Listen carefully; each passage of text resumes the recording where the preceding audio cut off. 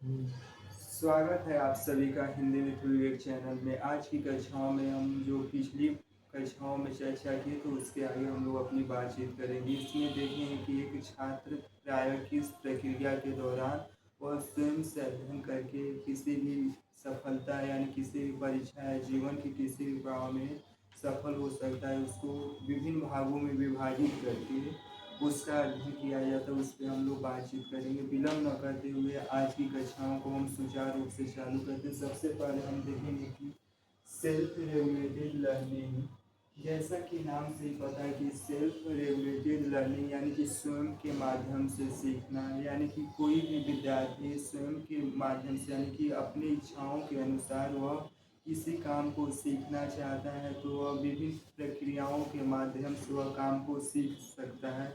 उसमें से कुछ प्रमुख प्रक्रिया इस प्रकार से पहले नंबर पे देखा जाए तो एनालिसिस द टास्क, यानी कि कोई भी कार्य अगर करना चाह रहे हैं, किसी भी चीज़ को वह सीखना चाह रहा है तो सबसे पहले उस कार्य के बारे में जानेगा और एनालिसिस करेगा, काम करने योग्य है या उस काम को वह कर पाएगा कि नहीं कर पाएगा, उस पर अपना विचार मंथन करेगा। उसके बाद पुनः जब वह नीचे आएगा तो सेकंड गोल, यानी कि जब वह कार्य को चुन लिया है कि कार्य करने योग्य है या नहीं, यानी कि उसके प्राय अपना विचार विमर्श करने के बाद जिस भी काम को आप करना चाह रहा है तो अपना लक्ष्य को निर्धारित करेगा और उस लक्ष्य को प्राप्त करने के लिए विभिन्न प्रकार की रणनीति यानी कि विभिन्न प्रकार की योजना बनाएगा।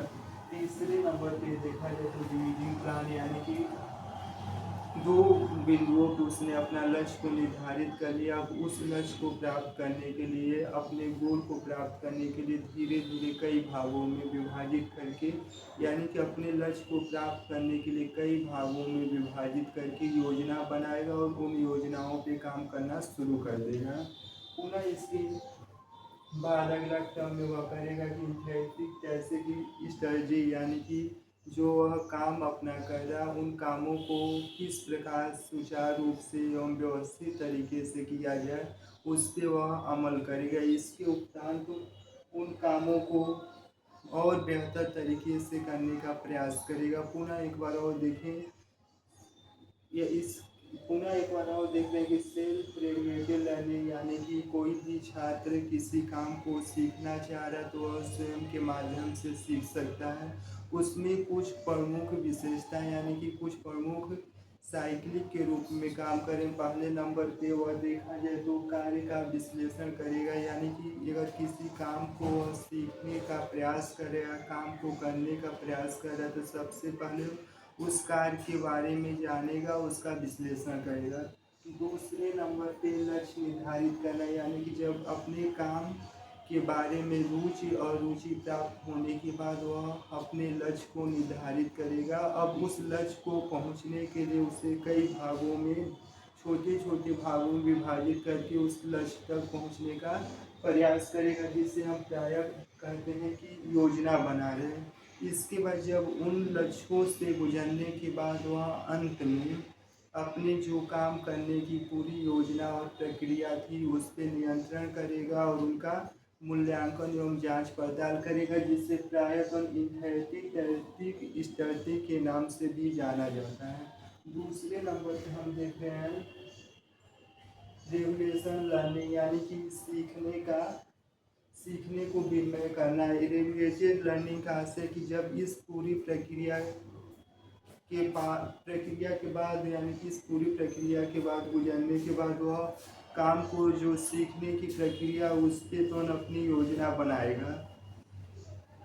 नीचे अब हम देख रहे हैं कुछ महत्वपूर्ण है जिनमें टीचर ऑफ लर्निंग, यानी कि कोई भी छात्र अगर किसी काम को सीखना चाह रहा है तो वह निम्नलिखित प्रकार से सीख सकता है। ट्रांसफर ऑफ लर्निंग, यानी कि अगर किसी भी ज्ञान को हमें सीखना तो वह कई चरणों से होकर गुजरती है, जैसे तीन मुख्य चरण जिसमें पॉजिटिव ट्रांसफ़र, नेगेटिव ट्रांसफ़र और जीरो ट्रांसफ़र। यानी कि अगर कोई भी छात्र जीवन में कुछ काम को सीख रहा है तो वह तीन प्रक्रियाओं के दौरान सीख सकता है।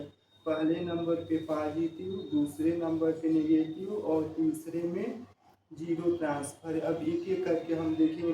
पॉजिटिव ट्रांसफ़र से आशय ये है कि अगर विद्यार्थी किसी काम को अगर वह सीखा है पहले और उसी काम को दोबारा वह सीख रहा है तो सीखने की गति है वह तेज़ी से, यानी कि जो सीखने की गति है वह तेज़ी से अमल करेगा, वह काम को जल्दी और कम समय में सीख लेगा। उसे हम पॉजिटिव ट्रांसफ़र कहते हैं। इसको उदाहरण से समझा जा सकता है कि अगर कोई छात्र 12वीं तक मैथ का विद्यार्थी है, अगर उसे आगे मैथ विषय में और गहन अध्ययन करना है तो इसके पहले वह बचपन में, यानी कि बचपन या शुरुआती कक्षाओं में उसने मैथ का अध्ययन किया तो आगे की कक्षाओं में और अच्छे तरीके से मैथ को आसान और सरल रूप में समझ सकता है। दूसरे नंबर पे निगेटिव ट्रांसफ़र। निगेटिव ट्रांसफ़र से आशय है कि अगर हम किसी काम को सीखना चाह रहे हैं लेकिन किसी कारणवश जो पहले हम काम सीख चुके हैं या जो काम हम कर चुके हैं वह काम हमें नए काम को सीखने में अवरोध उत्पन्न करते, उसे निगेटिव ट्रांसफ़र कहते हैं। इसका उदाहरण देखेंगे कि अगर कोई बच्चा अगर बांसुरी बजा लेता है तो हो सकता है कि बांसुरी बजाने की कला और हारमोनिया बजाने की कला उसे सीखने में बाधा उत्पन्न करती है। दूसरा एक एग्जाम्पल देखेंगे कि भारत में प्रायः लेफ्ट साइड में तो 4 व्हीलर से ड्राइविंग किया जाता है। जब यही लोग विदेश में जाते तो वहाँ ड्राइविंग का जो सीट होता है राइट साइड में हो जाता है, जो सीखने की पूरी प्रक्रिया उसमें बाधा उत्पन्न करती है। इसे हम निगेटिव ट्रांसफ़र लर्निंग कहते हैं। तीसरे नंबर पे शून्य ट्रांसफ़र लर्निंग। शून्य ट्रांसफ़र लर्निंग से आशय है कि सीखने और न सीखने के बीच किसी प्रकार का अवरोध या रुकावट नहीं उत्पन्न होती, उसे हम शून्य ट्रांसफ़र के नाम से भी जानते हैं। अभी के लिए यहीं तक, धन्यवाद।